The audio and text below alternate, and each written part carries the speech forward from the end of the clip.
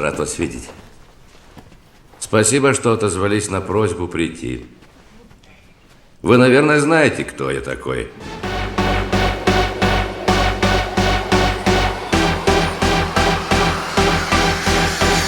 Морган Фриман. Выдающийся американский актер, обладатель премий «Оскар» и «Золотой глобус». Многие картины с его участием стали настоящими хитами на все времена. Глядя на этого актера, невозможно поверить, что на заре карьеры режиссеры его считали нефактурным. По многочисленным просьбам наших подписчиков представляем вашему вниманию видео об этом выдающемся актере, режиссере и рассказчике. Микс-шоу представляет. Как живет Морган Фриман и сколько он зарабатывает? Будущая звезда кино Морган Фриман родился 1 июня 1937 года в Мемфисе, штат Теннесси. Он вырос в семье учительницы Мэми Эдны и парикмахера Моргана Портерфилда Фримана. Дед актера официально числился рабом, а после освобождения в полученных им бумагах написали «Фримен», что означает «свободный человек». Отсюда и фамилия. Еще у Фримана есть кавказские корни. Его прапрадедушка по материнской линии кавказского происхождения жил и был похоронен рядом с афроамериканской прапрабабушкой Моргана. В то время они не могли законно пожениться. Это была история о великой любви, которой Фриман очень гордится. Первенца будущего актера назвали в честь отца. Позже у Фриманов родилось еще 3 детей. Семья жила бедно, парикмахерская отца прибыли не приносила. Поэтому им приходилось постоянно переезжать в поисках лучшей жизни. Семейство Фриман успело пожить во многих местах, от Гринвуда в штате Миссисипи до Чикаго. Отец из-за такой жизни начал пить, и Мэми, несмотря на то, что была очень набожной и терпеливой, бросила мужа. В начале 40-х в Северных Штатах освободилось много рабочих мест, и Морган-старший пришел к жене с повинной и обещанием бросить пить. Супруги помирились и, отправив 3-летнего сына и дочь к бабушке со стороны отца, уехали работать на север. Маленький Морган очень скучал по родителям, но позже он скажет, что именно бабушка спасла ему жизнь, и время, проведенное с ней, было самым счастливым. Ведь неизвестно, кем бы он стал после такой кочевой жизни. В 1943 году бабушка умерла, и Фриманы забрали детей к себе в Чикаго. Родители по-прежнему не ладили и часто ссорились. Отец даже иногда уходил на несколько дней из дома. В Чикаго Морган стал ходить в школу. Класс был разнорасовый, и Моргану приходилось нелегко. Шел 45-й год, и сегрегация, еще существовавшая официально на юге, хоть уже и была отменена на севере, но и здесь мальчик подвергался унижениям. Мать Мэми, приехавшая однажды навестить дочь, пожалела внуков и забрала их на юг в Гринвуд. Там Морган пошел в школу для чернокожих, где ему очень повезло с учителями, которые заставили поверить этого высокого нескладного мальчика, что он сможет выбиться в люди. Он полюбил читать и в 8 лет записался в библиотеку, где буквально проглатывал книгу за книгой, удивляясь многообразию и красоте мира, который ему только предстояло открыть. Уже в 9-летнем возрасте мальчику удалось сыграть главную роль в школьном спектакле. Это был его театральный дебют. В 12 лет ему пришлось вернуться в Чикаго, и там он впервые попал в кинотеатр. С тех пор кино стало страстью мальчика, и чтобы купить билет, он отмывал и сдавал бутылки. Фриман уже тогда понял, что кино его призвание. Тогда же он записался в школьный театральный кружок и выиграл драматический конкурс штата. В 16 лет Морган заболел пневмонией. Болезнь протекала очень тяжело, и жизнь парня буквально висела на волоске. Но он выкарабкался. Это событие оставило неизгладимый след в душе актера и сильно повлияло на его отношение к жизни. В 1955 году Морган окончил школу. Ему предлагали частичную драматическую стипендию в Государственном университете Джексона. Но после просмотренной кинокартины о летчиках юноша стал грезить о небе и стал курсантом военной школы в Техасе. Морган поступил на службу в ВВС США и служил мастером по ремонту автоматических радиолокационных станций, дослужившись до звания летчика 1-го ранга. Но так как жизнь от кино отличается, Морган быстро разочаровался в военном деле и в 1959 году уехал в Калифорнию. В Лос-Анджелесе он брал уроки актерского мастерства и изучал театральное искусство в городском колледже Лос-Анджелеса, где учитель посоветовал ему начать танцевальную карьеру. С Сыграв несколько небольших ролей в составе труппы «Опера Ринг» в Сан-Франциско и появившись в нескольких киноработах, Морган всерьез задумался – танцы или профессия актера. Как сейчас мы видим, он выбрал второе и не прогадал. В 1967 году Фриман, уже имея на тот момент двух внебрачных сыновей Альфонса и Сайфулая, 8 и 7 лет соответственно, женился на Джанет Брэдшоу. У новоявленной жены была дочь от первого брака по имени Дина, и Морган ее удочерил. В 1968 году актер попробовал себя на бродвейской сцене в мюзикле «Привет, Долли». Оригинальная постановка отличалась тем, что все роли исполняли чернокожие артисты. Начиная с 1971 года Фриман снялся в детском телешоу «Электрическая компания», которое принесло ему финансовую стабильность и признание американской аудитории. Но, несмотря на ожидания актера, большой славы это ему не принесло. В том же 1971 году у него и Джанет родилась дочь Моргана, и детей в семье стало 4. Но вскоре профессиональные проблемы актера начали влиять и на его близких. Из-за отсутствия перспектив и невозможности достижения успеха Фриман начал выпивать. Много лет он метался между случайными заработками в театре и кино и бутылкой. Но, вспомнив отца, который умер от цирроза печени, испугался и завязал. Тем не менее, это не помогло сохранить брак. И в 1979-м они с Джанет развелись, оставшись друзьями. Следующей ступенью в его карьере стали роли в фильмах «Аттика» и «Брубейкер» в 1980 году. На момент съемок в последнем актеру было около 43 лет. Но образ, который он воплотил в этой картине, помог найти его амплуа. Умный, независимый и зрелый мужчина стал востребованным в киноиндустрии, снявшись в последующие годы в картинах «Очевидец», «Гарри и сын», «Учителя», «Мэри», «Это было тогда, это есть и сейчас», «Место отдыха» и сериале «Сумеречная зона». В 1984 году набирающий популярность Фриман снова женился. Его супругой стала костюмерша Мирна Колли Ли. Они приняли решение жить в тишине и покое вдали от шумного Голливуда и уехали на север штата Миссисипи в округ Талахатчи. Совместных детей у пары так и не появилось, но они вместе воспитывали и Дену Хайнс, внучку его первой жены и ребенка его приемной дочери Дины. В 1986-м Морган Фриман предстал в образе Фаста Блэка в картине «Уличный парень». Критики назвали его работу прорывом, и за нее актер был номинирован сразу на 2 премии – «Золотой глобус» и «Оскар». Спустя 2 года, за которые Фриман успел сняться в фильмах «В трезвом уме и твердой памяти» и «Кровавые деньги», «Золотой глобус» все же оказался в его домашней коллекции за комедийную драму «Шофер мисс Дейзи».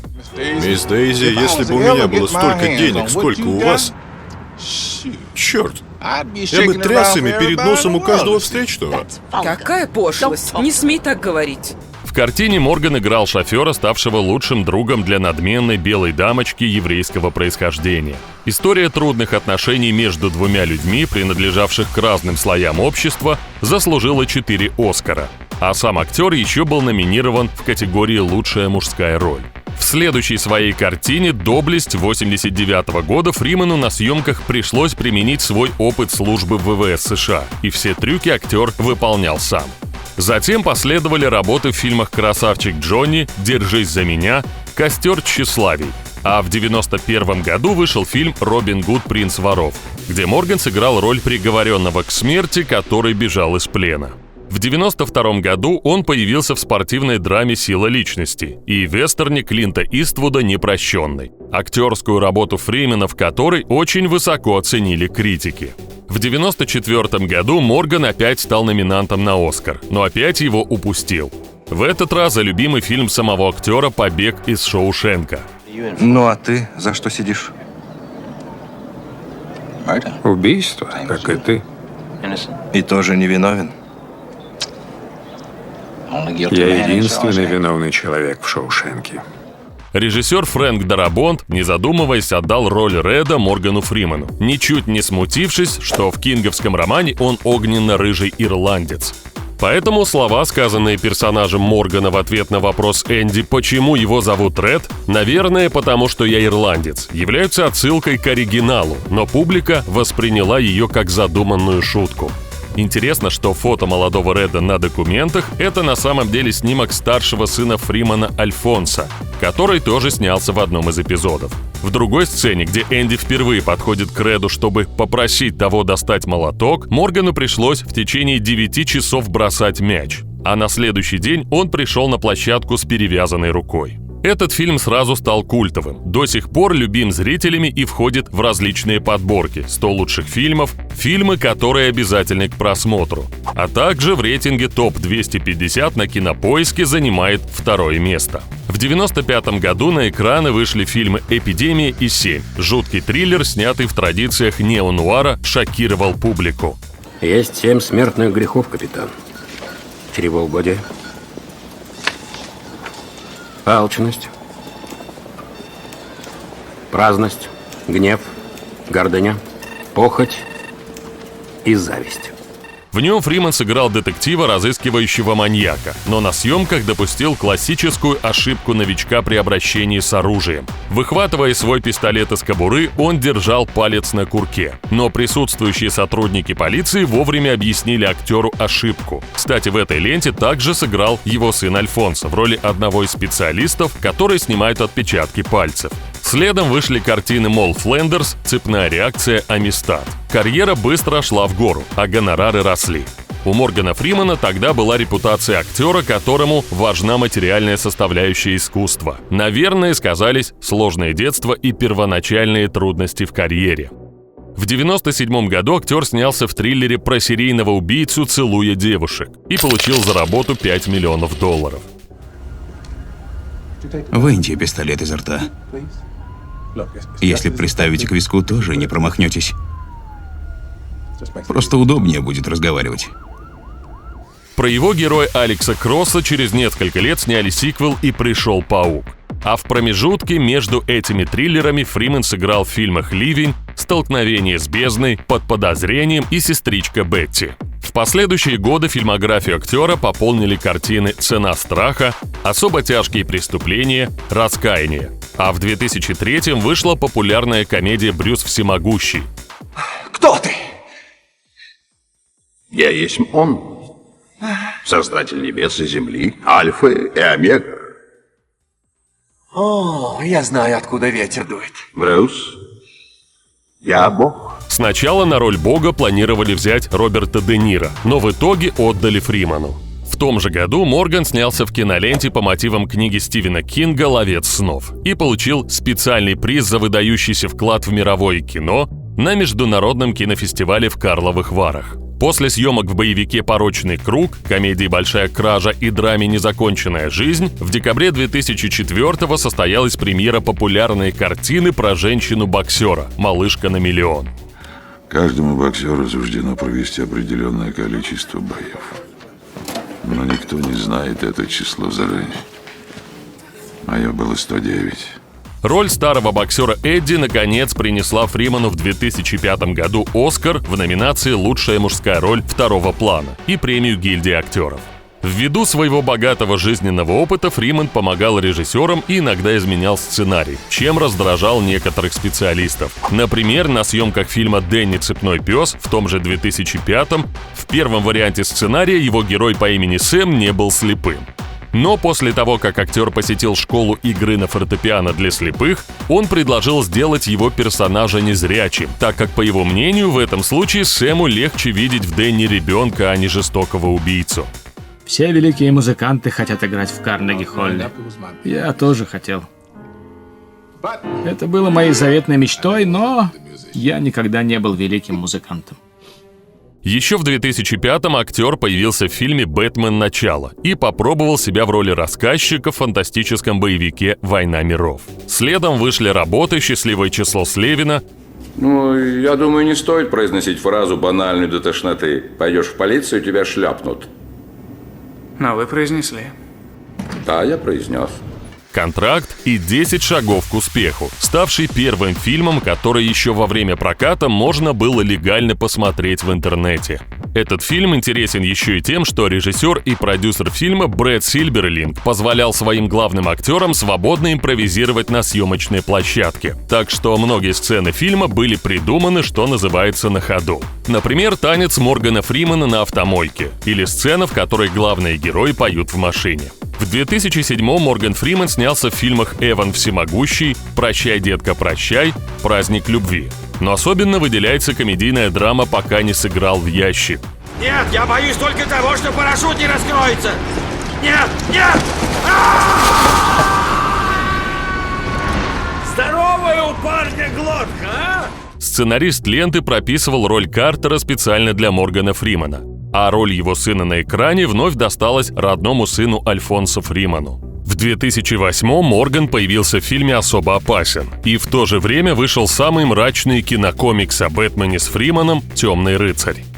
Слишком много власти для одного. Поэтому я дал ее тебе. Доступ только у тебя. Шпионить за 30 миллионами человек не входит в мои обязанности.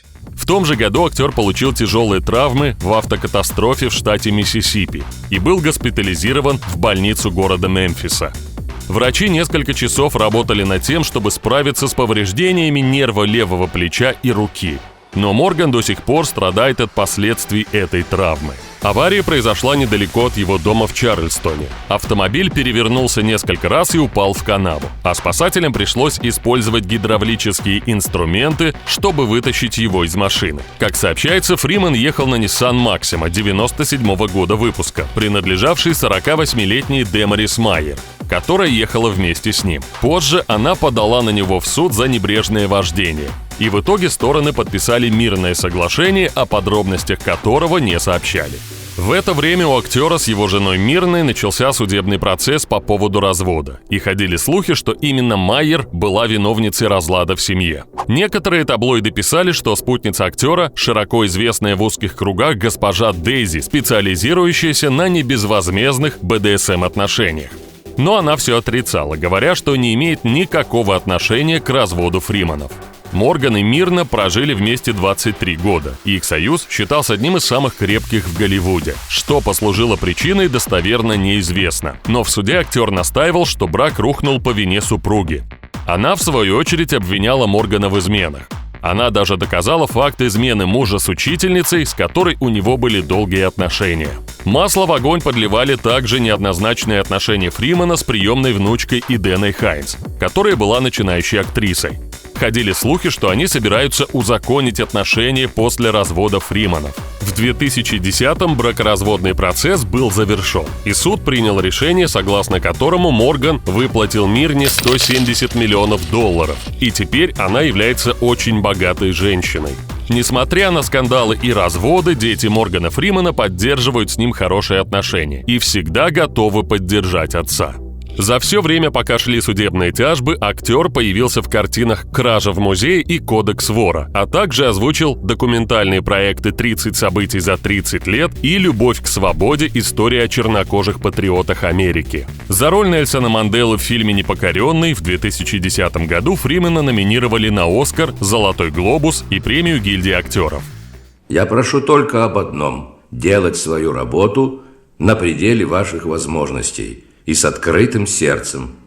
Я обещаю поступать так же. К ней актер долго готовился, смотрел записи и совершенствовал свой акцент и темп речи. А перед началом съемок поехал в Южную Африку за благословением Манделы. Морган хотел сыграть эту роль безукоризненно. Сам он левша, но для большей достоверности старался пользоваться правой рукой. Его старания не прошли даром. Фильм удался и получил признание критиков. В последующие годы с участием Моргана Фримана вышли фильмы «Red», «История дельфинов», «Третий акт», документалка «Рожденные на воле». А в 2012-м актер снялся в фантастическом боевике «Темный рыцарь. Возрождение легенды». Фриман, несмотря на возраст, оставался почитаемым и востребованным актером. И в 2012-м получил почетную премию Сесила де Милля, присуждаемую за выдающиеся заслуги в кинематографе. В 2013-м, прочитав сценарий к фильму «Обливион», Фриман захотел не только озвучить его, но и сыграть в фильме какую-то роль. Правда, вместо того, чтобы попросить об этом напрямую, он сказал режиссеру, что у него разболелось горло. Но создатели фильма так хотели, чтобы Морган принял участие в проекте, что и так его взяли. В тот же год, что интересно, шла работа над фильмом «Падение Олимпа», и Морган Фриман снимался в сцене в комнате кризисных ситуаций в самый разгар интернет-слуха о его смерти. Он часто начинал съемочный день, напевая остальным актерам старые джаз-песни, и этим умилял ничего не подозревающую съемочную группу. Еще в 2013-м вышли фильмы «Иллюзия обмана», история о банде всемирно известных фокусников, которые во время своих выступлений выполняют дерзкие грабежи. Когда фокусник взмахивает рукой и говорит «на ваших глазах творится магия», трюк происходит в другом месте. Дезориентация – основная концепция в магии. И комедия «Старперцы» про старых друзей, которые отправились в Лас-Вегас, чтобы зажечь и сбросить груз прожитых лет. Я снял половину своей пенсии. $15 тысяч. Что? Ты в своем уме? Ребята, ну все. Дайте мне отдохнуть от моей тюрьмы. Не знаю, как вы, но я оторвусь по полной. В 2014 году Морган Фриман озвучил первый для себя анимационный фильм «Лего». Снялся в фантастическом боевике про девушку со сверхспособностями Люси, фантастическом триллере «Превосходство», приключенческой драме «Последние рыцари», комедийной драме «Сама жизнь» и семейном фильме «История дельфина 2». В том же году в странах Западной Африки бушевала эпидемия вируса Эбола. Для привлечения внимания общественности и чтобы призвать лидеров мира принять серьезные меры, был снят ролик «Ebola Waiting» с участием знаменитостей. Фриман также снялся в нем, так как неравнодушен к этой проблеме. В 2015 году в семье актера случилась трагедия. В Нью-Йорке была зверски убита его приемная внучка Идена Хайнс. Виновным признали ее бойфренда, рэпера Ламара Девинпорта, и осудили на 20 лет. Он же еще в ходе судебных разбирательств поведал о неуместных сексуальных отношениях Фримана с приемной внучкой, о которых она ему рассказывала. Любую порочащую связь актер, конечно, отрицал, но его репутация была подорвана. Несмотря на все эти события, Фриман не падал духом и продолжал работать. Он снялся в фильмах «Третий лишний 2», «Ускорение», «Падение Лондона», «Уйти красиво», «Бен-Гур», «Иллюзия обмана 2», «Все только начинается», «Альфа», «Щелкунчик и 4 королевства», «Ядовитая роза» и «Падение ангела». Но в 2018-м Фриман вновь оказался в центре скандала. На этот раз по поводу сексуальных домогательств с его стороны. 8 женщин анонимно заявили о домогательствах и непристойном поведении актера, упоминая неуместное объятие сексуального характера и интерес к их нижнему белью. Еще несколько человек рассказали, что замечали со стороны такое поведение Фримана. Позже Морган извинился перед всеми, кому его поведение показалось неуместным или неуважительным. CNN провело расследование по этому вопросу, опросив многих, кто работал с Фриманом. При этом некоторые заявляли, что оскорбительного поведения за актером не замечали. Особого продолжения эта история не имела, и скандал постепенно утих. Сейчас актеру 84 года, и он до сих пор снимается. В последние несколько лет вышли его работы «Афера по-голливудски», «Телохранитель жены киллера», «Ангел смерти», «Поездка в Америку 2», сериалы «Одиночество» и «Метод Камински». А недавно стало известно, что Фриман вместе с Аль Пачино и Де Вито снимутся в нуар-детективе «Сниф». Фриман также занимается продюсированием и режиссурой. Он выступал продюсером в таких работах, как «Discovery сквозь пространство и время» с Морганом Фриманом, «Почему? Вопросы мироздания», «Мир стволовых клеток» со Стивеном Хокингом и другие. В проекте «История о Боге» с Морганом Фриманом актер ищет свои собственные ответы на извечные вопросы о мироздании и смысле жизни. Он любит философские и документальные фильмы со смыслом. Морган Фриман входит в число самых прибыльных актеров. Его собственное состояние оценивается в $250 миллионов. Эти деньги – результат многих десятилетий упорной работы в индустрии развлечений.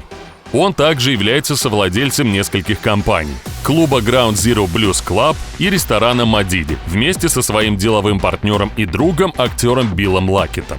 Фримана часто приглашают стать лицом различных брендов. Например, он озвучивал бесплатное навигационное приложение Waze от Google. Приложение голосом Моргана назовет пользователя хоть президентом и расскажет дорогу. Еще актер рекламировал турецкие авиалинии.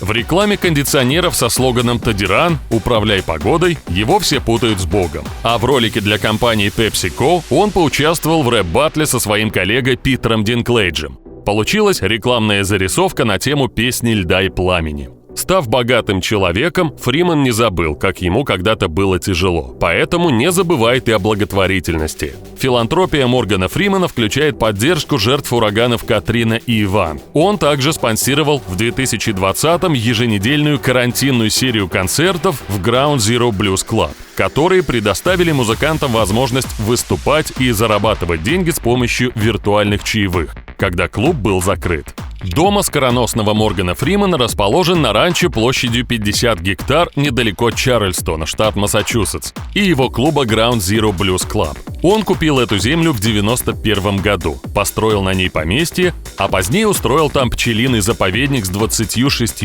ульями, так как обеспокоен исчезновением пчел в округе. Также здесь есть лошади и сады с магнолией и лавандой. Количество спален и ванных комнат неизвестно, но на территории есть бассейн и большой внутренний дворик. Возможно, также он владеет домом в Майами, но так как свою собственность актер не афиширует, точно сказать нельзя. Известно только, что раньше Морган жил в Нью-Йорке в Верхнем Вестсайде, но из-за постоянного стресса город ему надоел. Также известно, что в разное время у Фримана было 3 самолета – Cessna 414, Cessna Citation и его самая последняя покупка – Cyberjet SJ-30. В 65 лет он прошел обучающий курс, включающий в себя 35 часов теории и 35 часов летного времени, и получил лицензию частного пилота. Он до сих пор летает, но чаще с большим удовольствием делегирует управление личному пилоту, пока сам расслабляется.